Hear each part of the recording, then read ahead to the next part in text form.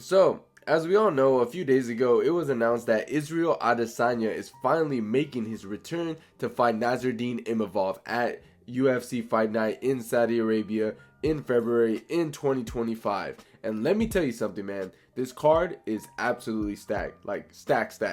And it's about time we're getting some fire fight nights again.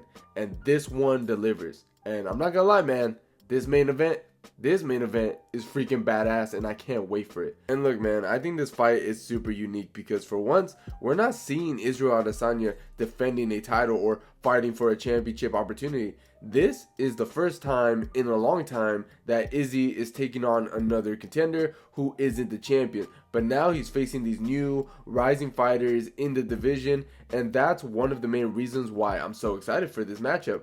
We're actually going to see if Izzy is still one of the top dogs in the division, because Nassourdine Imavov is no joke. He's a great fighter, and stylistically, this is going to be such an interesting and fun fight to watch. It's a big test for both guys, and I can't wait to see how it plays out. And look, man, Nassourdine Imavov stands out because of how well-rounded and composed he is in that cage. His striking is super clean, especially with his jab, which he uses to control distance and sets up combinations. He's not the kind of guy who swings wildly. Everything thrown is sharp and calculated. A great example of this was his fight against Joaquin Buckley. Imavov kept Buckley at range, tagging him repeatedly while avoiding most of Buckley's power shots. His precision and smart shot selection completely frustrated Buckley throughout the fight. And I feel like what really makes Imavov dangerous is how calm he stays under pressure. Even opponents who push the pace or get aggressive, he doesn't panic. He just sticks to his game plan and waits for his openings.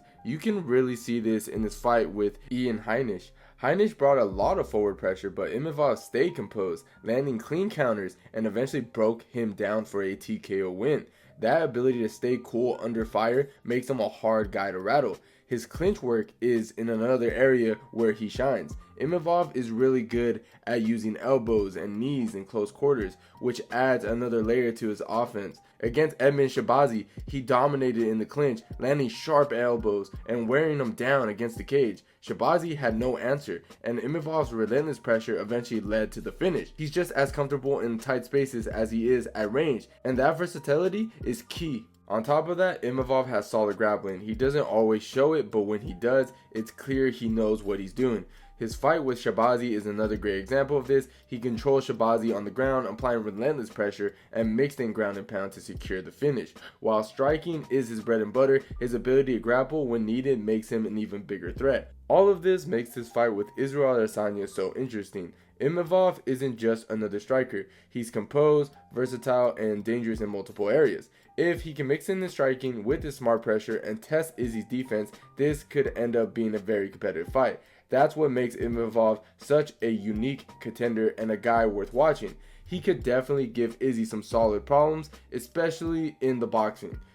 You see, Imavov has solid boxing fundamentals, throwing sharp combos and straight punches with great precise punches. Adesanya has struggled in the past when opponents push the pace and force exchanges at boxing range, like when Sean Strickland did. If Imavov can pressure Izzy and cut off his movement, he could disturb Adesanya's rhythm and make him uncomfortable. Another area where Imavov could shine is in the clinch. He's really effective at tying opponents up and landing short elbows and knees, which could force Adesanya into situations he doesn't like. Izzy typically tries to avoid the clinch and resets to long-range strikes, but if Imavov stays aggressive and controls those moments, it could wear Adesanya down over time. Plus, while grappling isn't Imavov's go-to, mixing in takedown attempts or two could keep Adesanya guessing and hesitant to fully commit to his strikes. For Imavov to succeed, he needs to stay disciplined, avoid getting caught in Izzy's counter-striking traps, and consistently pressure without overextending. If he can close the distance effectively and make this fight gritty, his boxing and his clinch work could really shine. Of course, that's easier said than done against someone as skilled as Adesanya, but Imavov definitely has the tools to make it interesting. Now, with all that being said, I'm obviously going to stick with Izzy in this fight, mainly because, let's be real, we arguably saw the best version of Israel Adesanya in his last fight. He brought the pace, which isn't something normally he does. Normally he likes to sit back and counter, but in this fight he knew he had to push forward, and he did it perfectly. We also saw big improvements in his boxing, and that was one area where he used to fall short. But against Dricus, Izzy was ripping into the body consistently, mixing up shots really well. Yes, he did end up losing the fight, but it was still an incredible performance, and it showed how much he has leveled up in areas where people said he was lacking. So here's how Izzy could take advantage of Imavov's weaknesses, and honestly it feels pretty straightforward when you look at it at first. First off, cardio.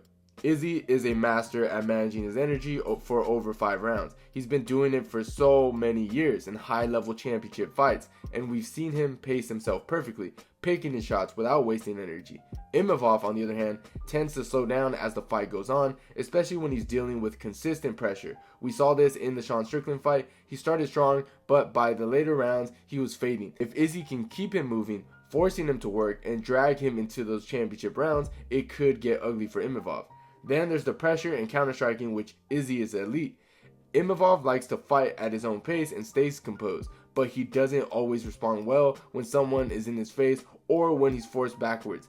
Izzy can pick him apart with his jab, mixing in those brutal leg kicks, and wait for Imavov to get frustrated and overextend. Once that happens, boom, Izzy can catch him with a counter all day. Now, another big edge is experience. Izzy's been in there with absolutely the best. Guys like Whitaker, Pereira, Costa, and Vittori. He's seen it all, and that kind of experience matters. Imavov, on the other hand, hasn't really faced someone at Izzy's level yet. When he fought Sean Strickland, it exposed some gaps in his games, and Izzy is a way more technical and calculated than Strickland. Izzy knows how to adapt mid-fight, too. So even if Imavov comes out with a strong game plan, Izzy's probably going to figure him out and start dismantling him. And honestly, I don't think Imavov grappling is anything too crazy. We've seen him get controlled by guys like Brendan Allen, and while Allen is a phenomenal grappler, it still showed that Imavov can be held down by someone with some solid top control. And if you ask me, I think Dricus du Plessis is a better grappler than Imavov, and even in that fight, Izzy showed his ability to defend takedowns and keep the fight on the feet. Time and time again, Izzy has proven that his takedown defense is legit, especially guys who try to mix up grappling into their form game plan. We've seen him stuff takedowns from wrestlers and strong grapplers before, and he doesn't panic when he's in those situations. So unless Imavov can come in with some completely new level of grappling we haven't seen yet, I don't see him being able to hold Izzy down for long, if at all.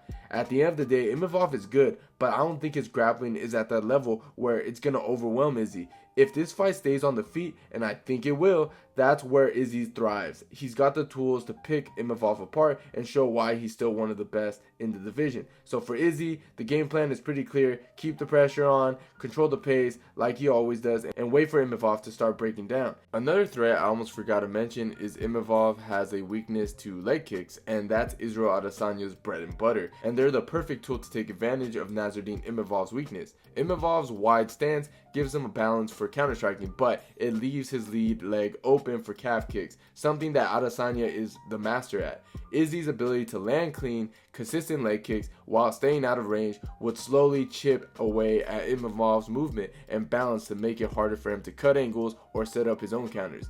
Once Imavov's mobility starts to fade, Adesanya would have a field day picking him apart with jabs, feints, and long-range strikes. If Imavov tries to switch stance to protect his legs, Izzy would adjust and keep attacking, as he's done to other opponents in the past. By slowing Imavov down, Adesanya could take over the fight completely, controlling the distance and rhythm without taking much damage in return. At this point, it's only a matter of time before Izzy starts landing bigger shots or simply coasts to a clear decision win. With all that being said, I don't necessarily see a finishing happening here. Izzy isn't really the type of guy to finish his opponents often, even though he absolutely has the skills and power to do it. The thing is, Imavov is too defensively sound to get finished easily, in my opinion. He doesn't leave a ton of openings, and I think he'll do enough to survive. That's why I see this fight going for the full 5 rounds.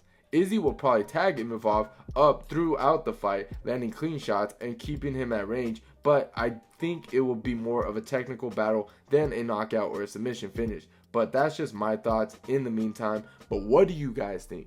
Let me know in the comments down below, and if you enjoyed the video, please leave a like, and don't forget to subscribe to the channel if you haven't already. And like always, guys, I'll see you guys on my next one.